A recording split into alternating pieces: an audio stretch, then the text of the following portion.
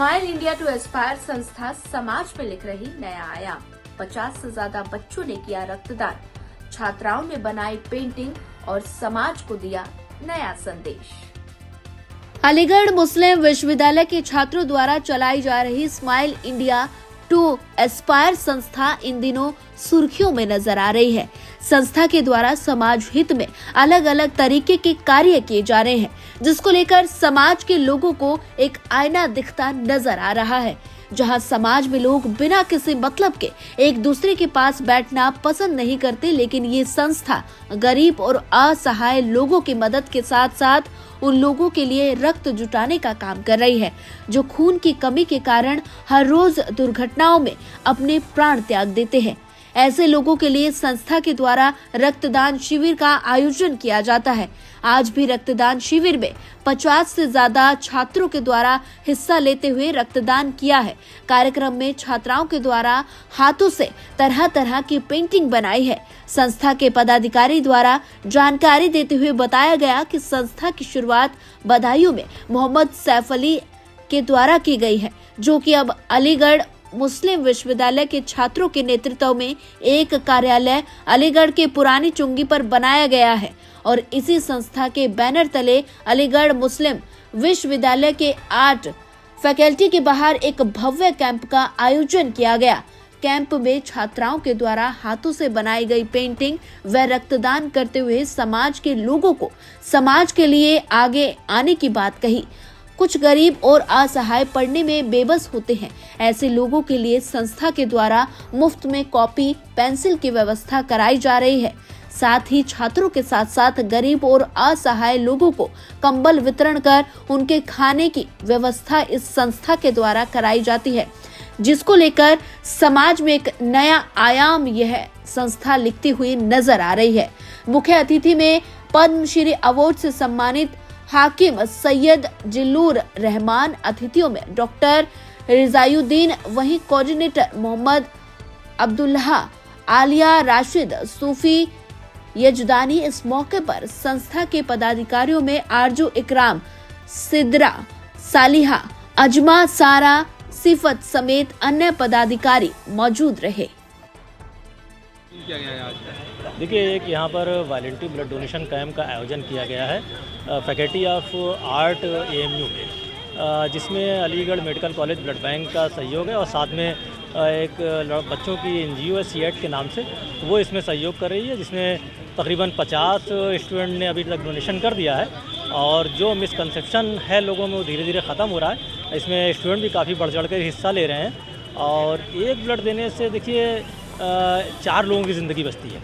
4 ऐसे बचती है कि ब्लड जो जाता है इसके पार्ट्स होते हैं, इसमें PRBC, platelet, plasma, cryo, platelet, ये सब अलग कर लेते हैं। इससे एज़ पर नीड जिस पेशेंट को ज़रूरत होती है उसको देते हैं। पहले ये फैसिलिटीज़ हमारे पास 2010 के पहले नहीं हुआ करती थी।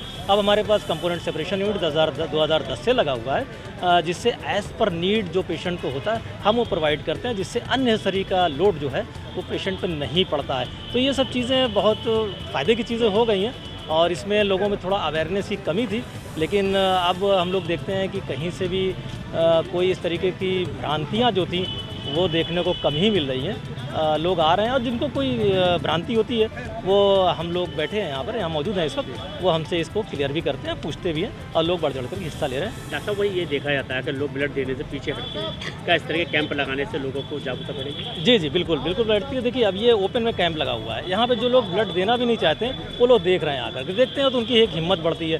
फिर उसके साथ हम लोग यहाँ पर मौजूद हैं, तो उनके मन में अगर कोई शंका हो तो आकर के क्लियर भी करते हैं, तो आकर के ब्लड भी डोनेट कर रहे हैं। और मैं समझता हूँ कि यहाँ पर मैं अपील भी आपके माध्यम से करूँगा कि ब्लड डोनेशन कैंप से पहले अगर एक lecture voluntary blood donation and blood safety को लेकर के हो जाए तो मैं समझता हूँ इससे और इम्प्रूवमेंट मिलेगा, लोगों में अवेयरनेस बढ़ेगी और इसमें लोग बढ़ चढ़ कर और हिस्सा लेंगे। लेकिन डॉक्टर साहब, वही देखा जाता है कि लोग ब्लड देते हैं और जो कितनी बार जो स्वस्थ शरीर होता है तो ब्लड देते हैं, तो लोग कितनी बार ब्लड दे सकते हैं स्वास्थ्य? देखिए, एवरी 3 मंथ्स 3 महीने के बाद कोई भी स्वस्थ व्यक्ति दोबारा ब्लड डोनेट कर सकता है। उसके देखिए, डोनेशन करने से पहले ऐसा नहीं है कुछ डायरेक्टली जाके डोनेशन करता है। हमारे पास हमारे डॉक्टर्स की टीम होती है पूरी, वो उनका प्रॉपर हिस्ट्री करते हैं। हिस्ट्री में अगर वो पास हो जाता है तो वो ज़रूर ब्लड डोनेट कर सकता है every 3 months, after every 3 months.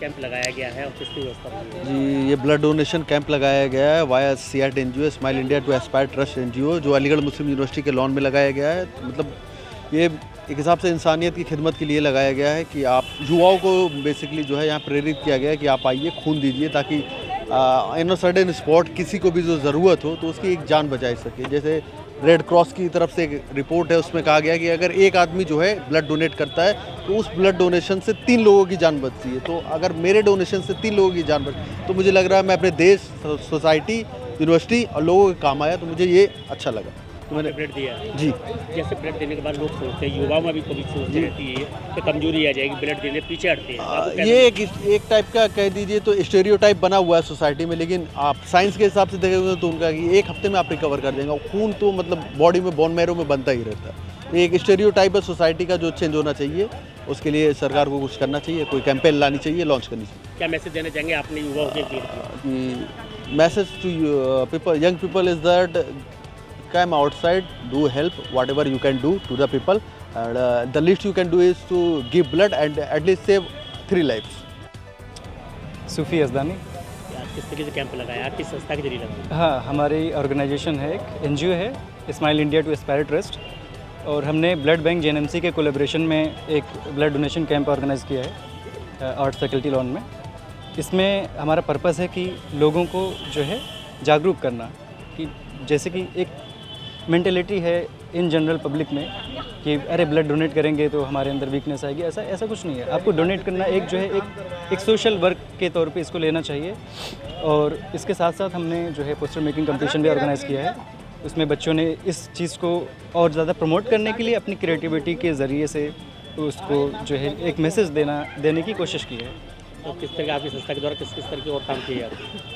हमारी संस्था जो है वो जो अलीगढ़ के लोकल एरियाज़ हैं, उसमें जो अंडर प्रिविलेज्ड एरियाज़ हैं, जैसे कि ऐसे बच्चे जो फाइनेंशियली कमज़ोर हैं, जो स्कूल की एजुकेशन को एक्सेस नहीं कर पाते हैं, जो गरीब हैं, या जो किसी और वजहों से जो स्कूल नहीं जा पाते हैं, उनको हम पढ़ाने का काम करते हैं। उनके हेल्थ और उनके फूड और बेसिक जो ज़रूरी चीज़ें होती हैं, बिजली, पानी, उनमें हम अपनी पूरी कोशिश करते हैं कि उनको किसी तरह उनकी लाइफ को और बेहतर बनाया जा सके।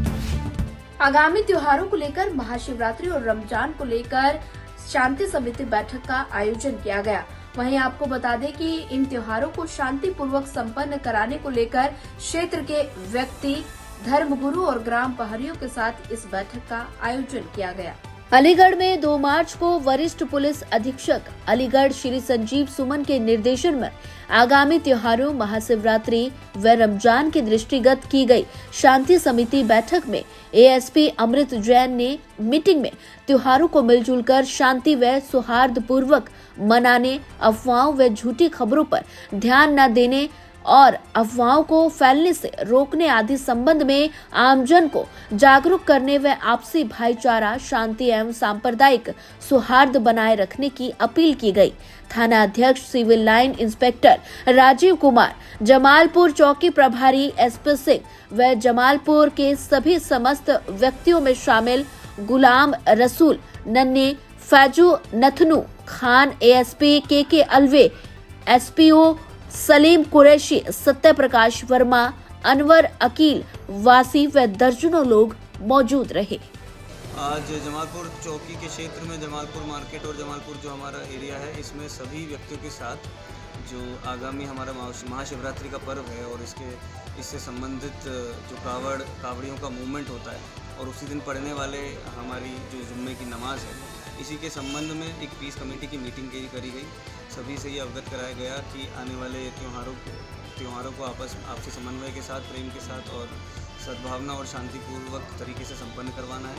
इसी के संबंध में सभी से डिस्कशन हुआ, वार्तालाप हुई और इसी क्रम में एक और मुद्दा जो वो उठ के आया वो था जमालपुर मार्केट में जो बढ़ते हुए ट्रैफिक और बढ़ते हुए इंक्रोचमेंट की स्थिति है, उसके संबंध में क्या उपाय किए जा सकते हैं। इस संबंध में संबंधित जो व्यक्ति हैं उन सभी से राय मशवरा करके और आवश्यक दिशा निर्देश चौकी इंचार्ज को दिए गए हैं, जिसकी पालना तुरंत की जाएगी। और अगर कोई व्यक्ति किसी भी तरह से शांति और सौहार्द को डिस्टर्ब करता है तो उसके खिलाफ सख्त से सख्त कार्रवाई की जाएगी। अलीगढ़ में ऑल इंडिया इत्तेहादुल मुसलमीन ने 66वां स्थापना दिवस मनाया और साथ ही 2024 के चुनाव में ओवैसी का परचम लहराने की भी बात कही।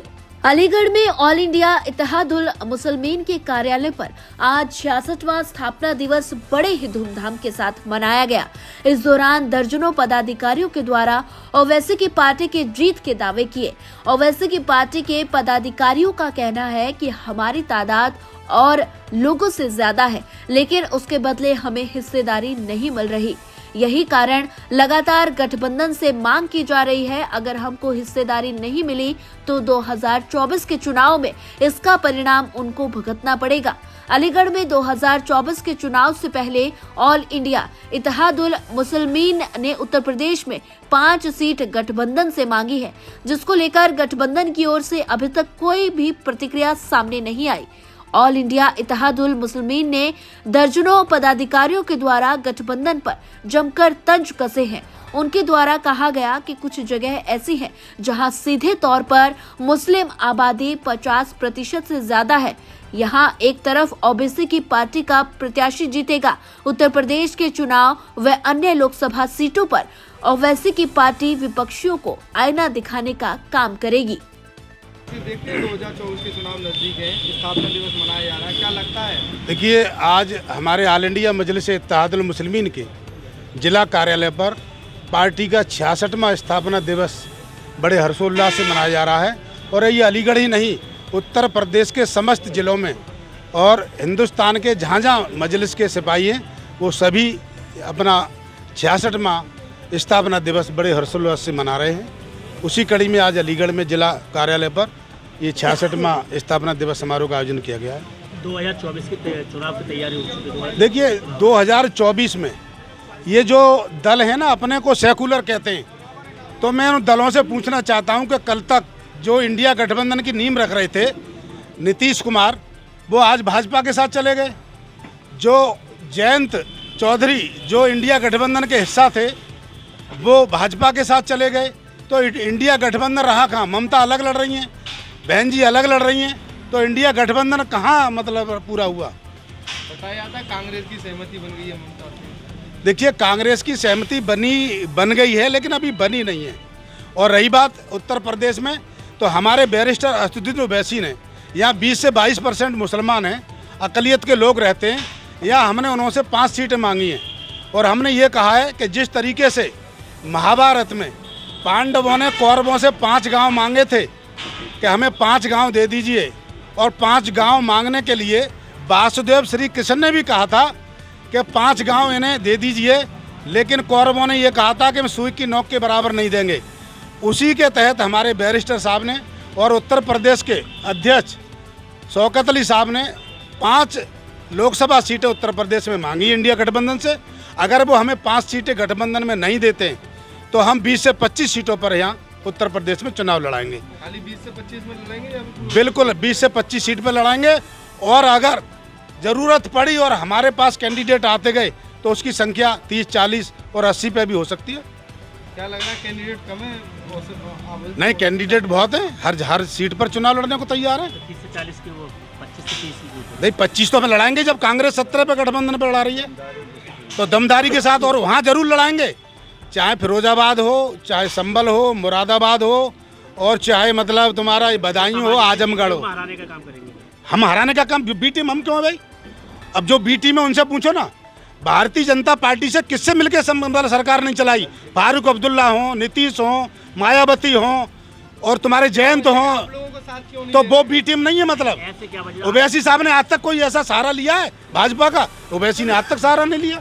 क्या वजह आप लोग क्यों साथ नहीं ले रहे हैं? वो हमें इसीलिए साथ नहीं ले रहे कि सबको मुसलमानों का वोट तो चाहिए, बसपा को भी मुसलमान का वोट चाहिए, अखिलेश को भी वोट चाहिए, कांग्रेस को भी मुसलमान का वोट चाहिए, लेकिन मुसलमानों की हिस्सेदारी, भागीदारी और मुसलमानों की लीडरशिप नहीं चाहिए, क्योंकि उनकी दुकानें बंद हो जाएंगी फिर। और ये अल्हम्दुलिल्लाह एक दिन ये आएगा कि जिस दिन हिंदुस्तान का मुसलमान मजलिस इत्तेहादुल मुसलमीन के पीछे आ जाएगा ना, तो तमाम लोग ये गठबंधन के लिए घुटनों के बल दारुसलाम में पड़े होंगे। प्रोग्राम जगह जगह पूरे हिंदुस्तान के अंदर जहाँ जहाँ पार्टी काम कर रही है वहाँ हम लोग मना रहे हैं। किस तरह संदेश दे रहे हैं आप? किस तरह के संदेश दे रहे हैं आप? यही कि पार्टी कार्यकर्ताओं में यही उम्मीद जगाएं कि भी जाकर घर में गति नुक्कड़ों पर पार्टी की बात पहुंचाएं, क्या चाहती है पार्टी है। दलित मुस्लिमों के साथ जो न्याय अन्याय हो रहा है उसकी जाकर बात रखें। 2024 का चुनाव है, किस तरह की देखते हैं? जिस तरह के गठबंधन भी तैयार है, इंडिया गठबंधन और एनडीए गठबंधन दोनों तैयार हो चुके हैं जी और एमआईएम किधर जा रही है? देखिए, अभी हमारे राष्ट्र लेवल के लोगों ने, प्रदेश के लोगों ने अभी प्रस्ताव भेजा है गठबंधन के पास। अगर वो स्वीकार करते तो ठीक, वरना हमारी पार्टी अकेले। बसपा से बातचीत चल रही है आप लोगों की? ये तो देखिए, हमारे जो राष्ट्रीय लेवल के नेता हैं या प्रदेश के वही बता सकते हैं, लेकिन हाँ इंशाल्लाह जल्दी आपको खुशखबरी मिलेगी। भले बड़े दलों से नहीं, छोटे दलों से अगर ये लोग नहीं मानते तो हम छोटे दलों को लेकर अपना चुनाव अपना गठबंधन अलग अलग एनडीए से इंडिया से नहीं, इंडिया एनडीए कोई नहीं, सिर्फ तीसरा मोर्चा।